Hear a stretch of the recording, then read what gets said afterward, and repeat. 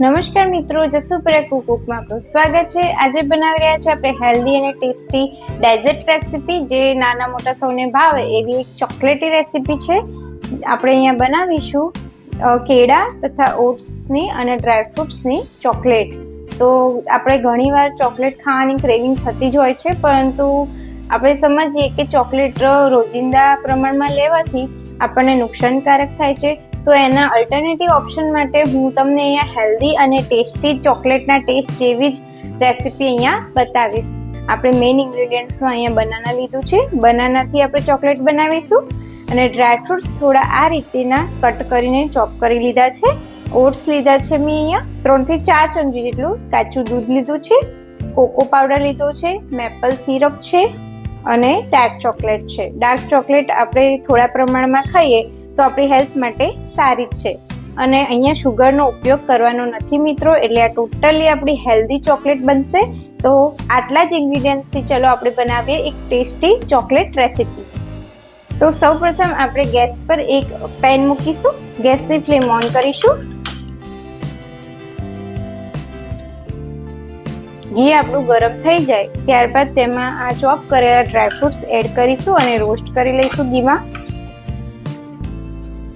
તો મિત્રો, જ્યાં સુધી આપણા ડ્રાયફ્રૂટ્સ રોસ્ટ થાય છે ત્યાં સુધી આપણે આ જે ઓટ્સ છે એ આખા જ છે એને આપણે ક્રશ કરી લઈશું મિક્સર જારમાં। મિત્ર, આપણા ડ્રાયફ્રૂટ સરસ રીતે રોસ્ટ થઈ ગયા છે અને આપણો આ ઓટ્સનો ભૂકો પણ એકદમ રેડી છે। કોકો પાવડર એડ કરીશું, જો વધારે એડ કરીશું તો કડવું લાગશે, તેથી આપણે ઓછા પ્રમાણમાં જ કોકો પાવડર એડ કરીશું। તમે ચાહો તો શુગર પણ એડ કરી શકો છો, તમારી રીતે। શુગર અહીંયા ઓપ્શનલ છે, મેં અહીંયા શુગરની જગ્યાએ સિરપનો ઉપયોગ કર્યો છે, મેપલ સિરપ, જે વિગન લોકો પણ લઈ શકે છે। તમે મધનો પણ ઉપયોગ કરી શકો છો, સુગંધી સરસ આવી રહી છે। અને આપણો ઓટ્સ તથા ડ્રાયફ્રૂટ શેકાઈ ગયા છે સરસ રીતે। આપણે ગેસની ફ્લેમ ઓફ કરી દઈશું। આપણે આ એક કેળું લીધું હતું, એને આપણે મિક્સર જારમાં ક્રશ કરીશું। દૂધ એડ કર્યું છે, દૂધ ઓપ્શનલ છે। દેખો મિત્રો, સરસ આ રીતેનું આપણું પેસ્ટ જેવું બની ગયું છે કેળાનું। હવે આપણે એને ઓટ્સ અને ડ્રાયફ્રૂટ હતા એમાં એડ કરી દઈશું। ગેસની ફ્લેમ આપણે ફરી ઓન કરીશું।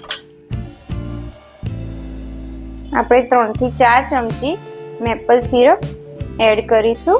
તમે ચાહો તો તમારા ટેસ્ટ પ્રમાણે વધારે ઓછું લઈ શકો છો। હવે આપણે અહીંયા લાસ્ટ ઇન્ગ્રેડિયન્ટ્સ, જે મારું પણ ફેવરેટ છે, તમારું બધાનું પણ ફેવરેટ હશે, ડાર્ક ચોકલેટ, એને એમાં એડ કરી દઈશું અને સરસ રીતે મિક્સ કરી દઈશું। તો તમે જોઈ શકો છો આપણો સરસ મજાનો ચોકલેટી કલર પણ આવી ગયો છે ડાર્ક ચોકલેટની મદદથી। જે ચોકલેટ છે એ શેકાઈ ગયું છે, તો ગેસની ફ્લેમ આપણે બંધ કરીશું અને આ જે ચોકલેટ છે એને મોલ્ડમાં ટ્રાન્સફર કરી દઈશું, ઠંડુ કરી દઈશું બીજા વાસણમાં કાઢીને। ત્યારબાદ થોડું ઠંડુ થયા બાદ આપણે એને મોલ્ડમાં ફ્રીઝ કરવા માટે 2 થી 3 કલાક માટે મૂકી દઈશું। આપણું ઠંડુ થઈ ગયું છે મિશ્રણ। હવે આપણે જે મોલ્ડ રેડી મળતા હોય છે બજારમાં, એ મોલ્ડમાં પણ તમે સ્ટોર કરી શકો છો અને એરટાઇટ ડબ્બામાં પણ તમે સ્ટોર કરી શકો છો। અહીંયા આપણે મોલ્ડમાં કરવા માટે સૌપ્રથમ થોડું ઘી અંદર એડ કરવું પડશે, જેથી ચોંટી ન જાય આપણી ચોકલેટ અંદર। એકદમ જેન્ટલી પોર કરવાનું છે આપણે એક એક કરીને બધા મોલ્ડમાં પોર કરી દઈશું। તો મિત્રો, આ રીતે આપણે મોલ્ડમાં સરસ રીતે ચોકલેટ ટ્રાન્સફર કરી દીધી છે। એની ઉપર જો તમે ચાહો તો આ રીતે મેપલ સિરપનું આ રીતે ડેકોરેટ કરી શકો છો। હવે આને આપણે 2 થી 3 કલાક માટે ફ્રીઝ કરવા મૂકી દઈશું। ત્યારબાદ આપણે ટેસ્ટી ચોકલેટ ખાવા માટે રેડી થઈ જશે। તો મિત્રો, 3 થી 4 કલાક માટે આપણે આ ચોકલેટને ડીપ ફ્રીઝ કરવા માટે મૂકી દીધી હતી। તો સરસ મજાની આપણી ચોકલેટ ફ્રીઝ થઈને રેડી છે। હવે આપણે એને મોલ્ડમાંથી કાઢી લઈશું।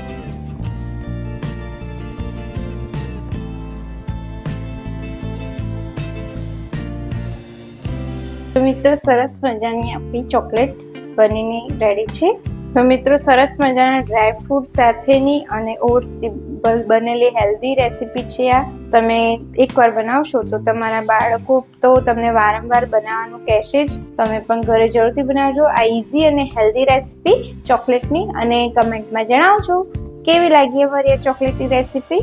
તો ફરી મળીશું આવી જ એક નવી વાનગી સાથે. Thank you.